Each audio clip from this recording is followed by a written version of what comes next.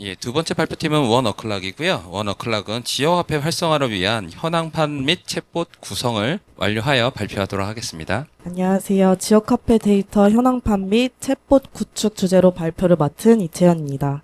저희 팀은 이상열 멘토님과 함께 5명의 팀원들로 구성되어 있습니다. 데이터 분석은 3명이서 진행했고 2분은 개발팀으로 나눠서 진행을 했습니다. 발표는 기획 의도 및 목표, 데이터 수집 및 전처리, 분석 및 시각화, 챗봇 모델, 웹서비스 구축, 결론 순으로 진행하겠습니다. 저희 팀의 기획 의도 및 목표에 대해 말씀드리겠습니다. 현재 지역화폐는 전국 통계 정보의 부족으로 인해 효율적인 정책 수립과 효과 분석이 어려운 상황입니다. 또한 지역화폐 관련 데이터 분석 요청 증가로 인해 공정한 통합 분석 자료 제공이 요구되고 있습니다.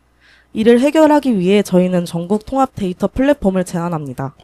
이 플랫폼은 대시보드 현황판과 챗봇으로 구성되어 있으며 데이터 투명성 강화를 목표로 합니다. 특히 플랫폼을 통해 지역화폐 경제효과 분석 대시보드와 챗봇을 개발하여 지역별 통합 인사이트 제공과 고객 지원 시스템 강화를 실현할 계획입니다. 결과적으로 이 통합 플랫폼은 지역화폐 정책의 효과를 극대화하고 지역 경제 활성화에 기여할 예정입니다. 프로젝트의 전반적인 아키텍처를 소개하겠습니다. 프로젝트 협업 툴로 깃과 슬랙 데이터브릭스를 연동하여 소스코드와 버전 관리, 팀 간 커뮤니케이션을 진행했습니다. 데이터베이스는 데이터브릭스를 사용하고 AWS S3를 통해 안전하게 저장 및 관리했습니다. 주기적으로 데이터셋을 업데이트하는 파이프라인도 구축하고 데이터브릭스를 통해 대시보드를 구현했습니다. 챗봇은 텍스트 SQL 모델로 구축했습니다. 웹서비스는 클라우드 서버를 생성하고 도메인과 서버를 연결한 뒤 스트림릿으로 구현해 배포를 진행했습니다. 이 웹서비스에는 데이터브릭스에서 제작한 대시보드와 챗봇 모델이 포함되어 있습니다. 다음으로는 데이터 수집 및 전처리에 대해서 설명을 진행하겠습니다. 주요 데이터는 공공 데이터 포털, 경기 데이터 드림, 코시스에서 수집했습니다. 공공 데이터 포털에서는 CSV API, 경기 데이터 드림에서는 API, 코시스에서는 CSV의 데이터 형태가 다르게 각각 수집되었습니다. 다른 형태로 수집된 데이터를 파악하기 위해 메타데이터를 정리하는 과정을 거쳤습니다. 이전 메타데이터 정리를 통해 메달리온 아키텍처를 구축했습니다. 브론즈, 실버 단계까지 구성하여 그에 맞춰 델타 테이블을 생성하였습니다. 이 테이블에 대한 특성을 파악하기 위해 기초 통계를 진행해야 했습니다. 기초 통계는 테이블별 칼럼 파악, 최대, 최소, 평균치 등을 확인하는 과정을 거쳤습니다. 이어서 데이터 전처리와 파이프라인 구축에 대해서 설명해 드리겠습니다.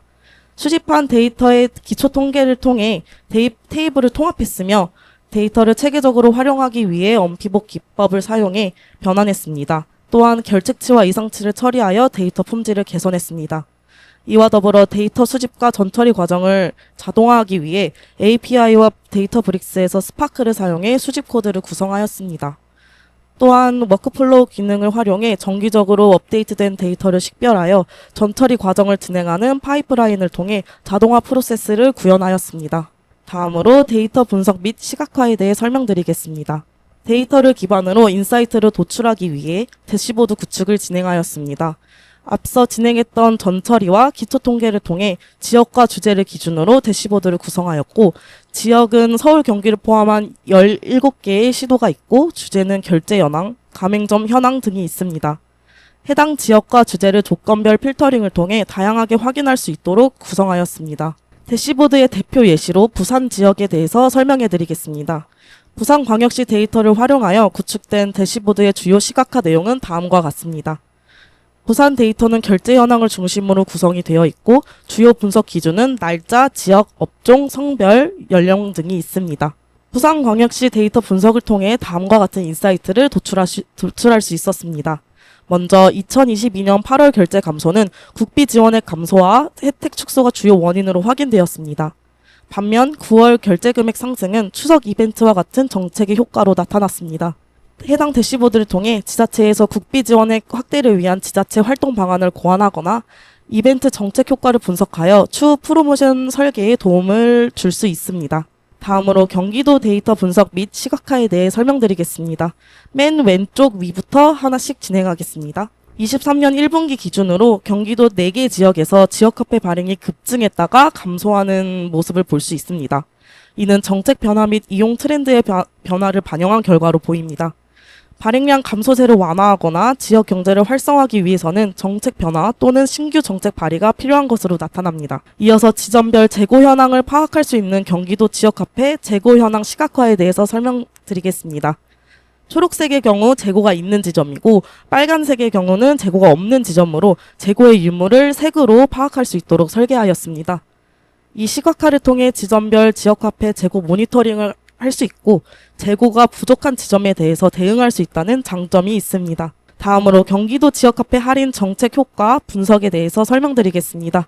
24년 2월에 평균 할인율 대비 신규 가입자 수, 충전액, 사용액이 눈에 띄게 늘어나는 추이를 확인할 수 있었는데 이에 대해 인사이트를 확인한 결과 할인율 10% 정책이 신규 가입자 유치와 충전액, 사용액 증가에 주요 변수로 작용했다는 것을 알 수 있었습니다. 이를 통해 정기적인 10% 할인 캠페인 운영 및 평균 할인율 7% 이상을 유지한다면 사용자의 참여와 충전액 증대를 유도할 수 있다는 결론을 낼 수 있었습니다. 마지막으로 설문 통계자료 분석 및 시각화에 대해 설명드리겠습니다. 설문 응답 데이터를 대분류와 중분류 필터로 만들어서 지역별, 성연령별, 소득별, 교육 정도별로 세분화된 데이터를 볼 수 있도록 대시보드를 구성하였습니다.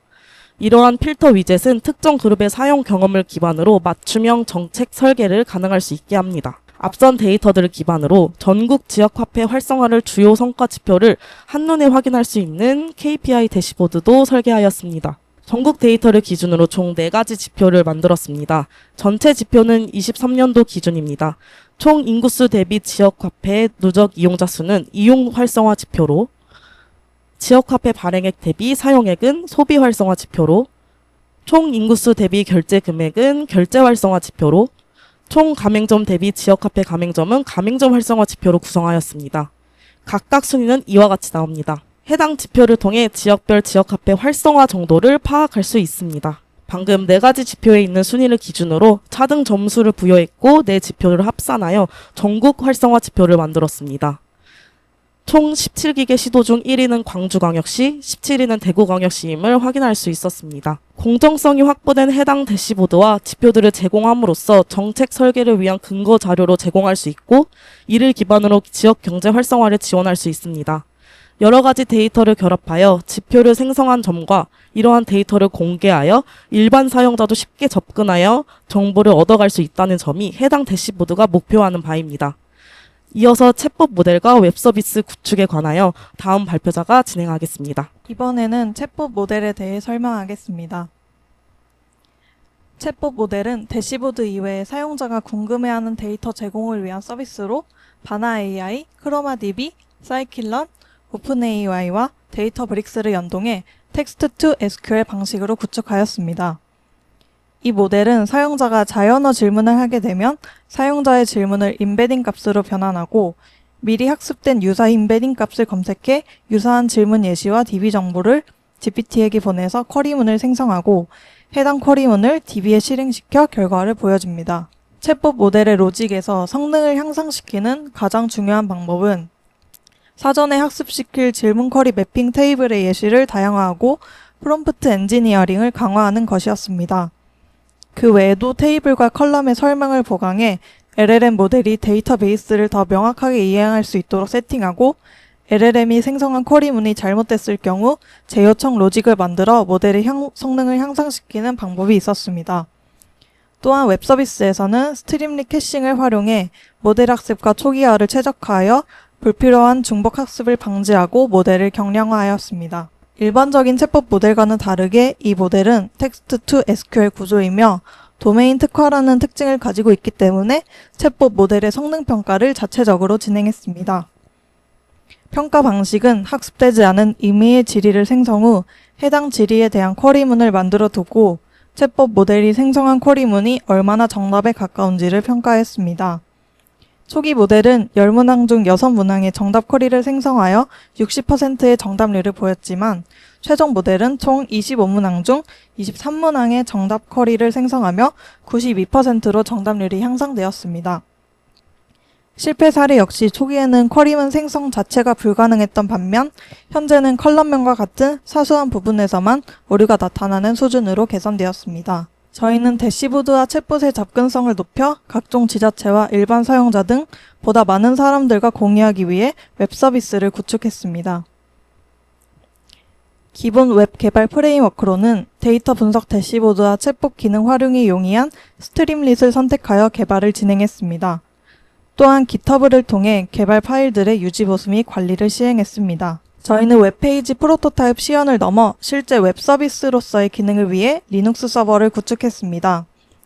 서버에서 GitHub를 연동하여 개발 파일을 구성하고 가상 환경 세팅을 통해 웹 서비스 구축 환경을 조성했습니다.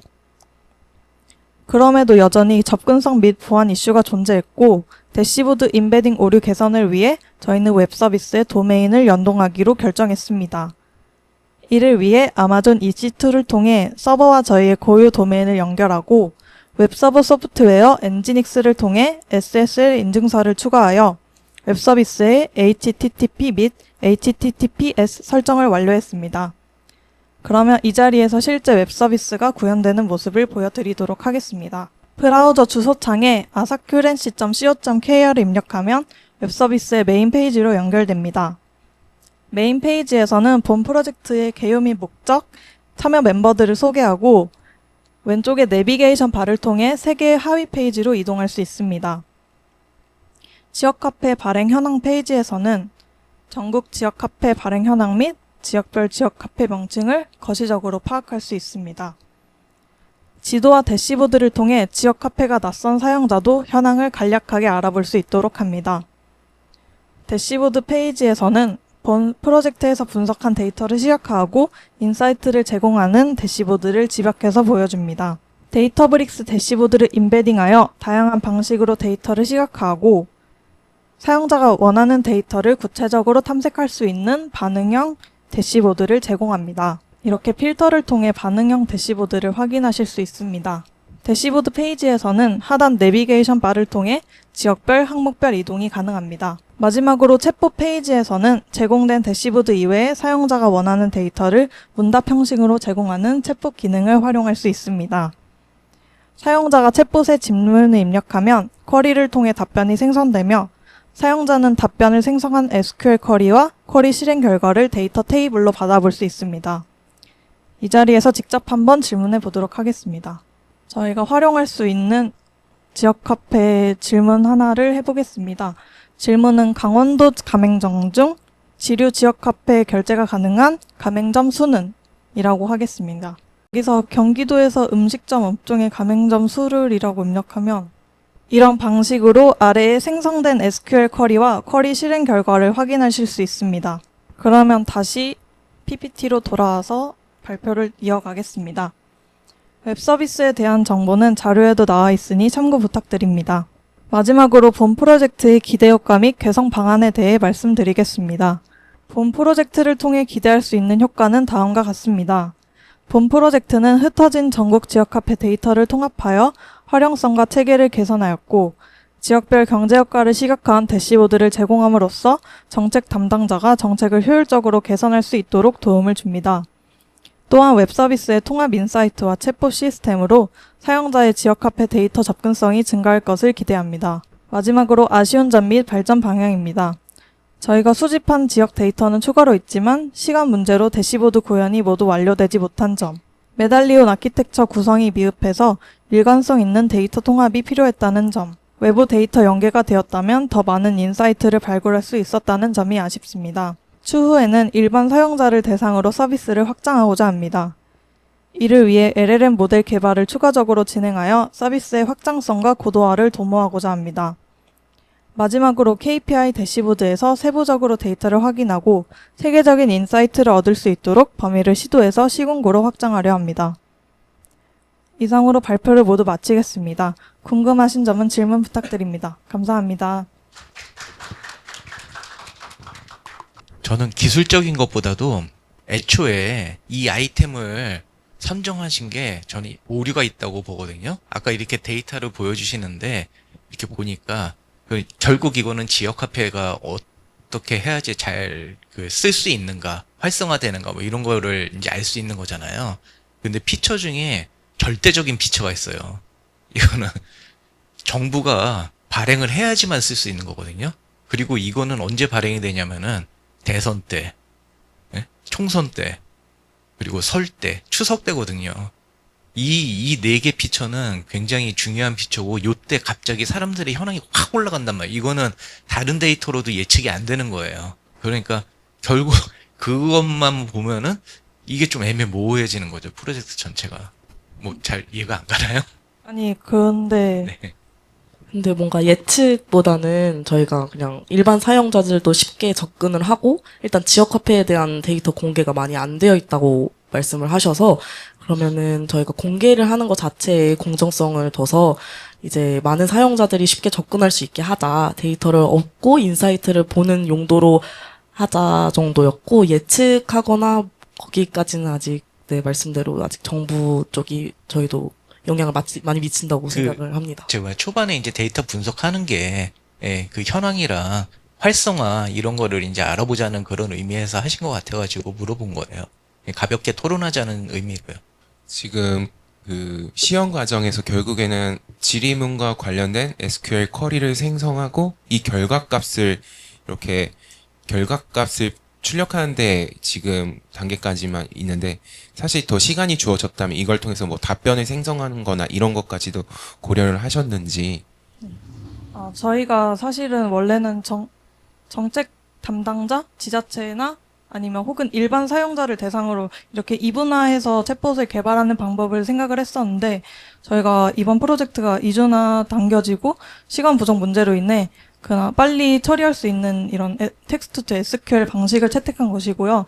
저희가 3월에 다른 컨퍼런스에 참여할 예정이어서 아마 그때는 이거 말고 다른 방식의 LLM을 통해서 일반 사용자도 질문을 자연어로 입력하면 자연어로 답을 해주는 그런 방식의 챗봇을 개발할 예정에 있습니다. 그리고 이 슬라이드를 보면은 결국에 텍스트를 쿼리로 바꾸는 과정에서 이제 사이킨널을 통해서 뭐 코사인 시밀러리티 같은 것을 그러니까 기존에 있는 쿼리와 유사한 질문을 찾고 그거에 SQL 쿼리를 가져온 다음에 그거를 이제 기반으로 이제 LLM이 쿼리를 생성하는 걸로 저는 이해하고 있는데, 그러면 기존의 그 유사 질문 같은 거는 아예 질문과 SQL 쿼리가 페어된 데이터셋이 존재하고 그거랑 유사도를 산출하게 되는 건가요? 저분 질문 다시 답변해 주겠습니다. 사전에 미리 그 질문과 쿼리를 매핑 데이터셋을 만들고 해당 질문에 대한 그 자연어를 임베딩 값으로도 저장을 해놔서 그 자연어 임베딩 값 사용자가 질문을 입력했을 때 임베딩 값이 이제 가장 유사한 질문 5개를 선정해서 이제 GPT에게 같이 예시 질문과 쿼리문을 던져서 쿼리문을 답변 받는 식으로 모델을 구현했습니다. 최근에는 이런 자연어를 SQL로 바꿔주는 모델들도 많이 소개가 되고 있는데 그건 것을 고려는 한번 해보셨는지. 지금 같은 경우는 그럼 기존에 벡터DB 없는 진짜 매칭이 안 되는 그런 지리에는 그러면 유사도 기반으로 어느 스레숄드급 이하는 매칭이 안 되도록 하는 그런 부분도 고려를 하셨는지 궁금해요. 그런 부분까지는 고려하지 못했고 일단은 사전에 학습된 질문과 이제 유사도를 관계로 답변을 생성하고, 그래도 완전 잘못된 질문을 했을 때는 일단 잘못된 쿼리문이라는 이제 테이블 정보도 같이 넘기다 보니까 그런 부분을 어느 정도 인식은 하는데, 이제 유사한 테이블 관련해서 이제 살짝만 컬럼명이 다른 부분에 대한 오류만 지금은 있는 상황입니다. 네, 알겠습니다. 감사합니다. 네, 우선은 이제 다들 처음에 네거티브하게 이야기해 주신 게 있으니까 약간 저는 이제 긍정적인 것부터 좀 이야기한다면은 우선 프로젝트 기획 의도나 아키텍처에 대한 다이어그램을 공유하고 시작한 거는 저는 가장 좋은 부분이라고 좀 생각을 하고 있습니다. 기술이나 지표 수립 관점에서 놓고 본다고 하면은 뭐 스토리라인을 차치하더라도 그런 컨셉 자체에 대한 완성도는 저는 좋다고 생각하는 편인데 그럼에도 불구하고 제가 보면서 좀 약간 순간 집중을 놓칠 수밖에 없었던 게 시각화를 중심으로 스토리 라인이 구성되어 있는데 대체로 개연성이 높지는 않아요. 그래서 이 스토리 라인을 어떻게 구성하게 된지가 좀 궁금하더라고요. 쪽에서 답변 드리도록 하겠습니다. 좋은 질문 주셔서 감사하고요. 우선 저희가 수집된 그 소스를 바탕으로 약간 이제 주제가 다 다르게 좀 설정이 되어 있어서 그 주제에 따라서 인사이트를 한번 도출을 해보는 게 맞다라고 처음에 판단을 해서 주제별로 데이터 분석을 먼저 진행을 했습니다. 그리고 지금 다 보여드리지 못한 대시보드가 많은데 저희가 각각 주제에 대해서 좀 대표적으로 보여드리고 싶어서 지금 이렇게 스토리 라인을 구성하게 되었습니다. 네, 알겠습니다. 그리고 텍스트 투 SQL 쓸 때 가장 사실 이제 크리티컬한 부분이기도 하지만은 이제 중간에서 좀 적으셨지만 피드백에 대한 부분들 데이터 수집이 굉장히 중요할 수 있는데 아까 데모 시연을 볼 때도 느꼈지만 피드백에 대한 부분들이 전혀 보이지 않아서 피드백을 어떻게 수집하고 어떻게 평가해서 데이터화 시켰는지에 대한 설명을 좀 들었으면 좋겠습니다. 네. 아까도 말씀드렸지만 그 테이블과 유사 질문을 같이 던지다 보니까 전혀 연관성이 없는 질문에 대해서는 잘못된 그 생성을 아예 하지 않는 그런 식의 이제 답변이고, 이제 그걸 통해서 잘못된 아예 전혀 다른 답변을 GPT가 응답을 줬을 때는 사실 쿼리문을 생성하지 않기 때문에 그런 부분은 이제 다른 질문입니다라는 그런 메시지 창을 띄운다는 식의 뭔가 방안을 생각해 보고 있는데 사실 구현까지는 아직 못한 상황이고요. 그리고 대신 유사한 테이블에 대해서 잘못 쿼리를 생성하는 부분에 있어서는 저희가 데이터베이스를 좀 유사한 데이터끼리 좀 묶는 식의 이제 데이터베이스 정리를 하거나, 그리고 예시 쿼리문을 좀 더 생성해서 그런 부분에 있어서 성능을 조금 더 올릴 계획을 가지고 있습니다. 그렇다면 여기서 피드백은 사용자의 피드백이라기보다는 기계 스스로에 대한 피드백에 가까운 거겠네요. 사실상 그렇게 되겠죠? 맞습니다. 네, 알겠습니다. 수고하셨습니다. 네, 두 번째 팀인 원어클락 발표 마치도록 하겠습니다. 지금 5개 팀 중에 2개 팀의 발표가 종료를 했고요.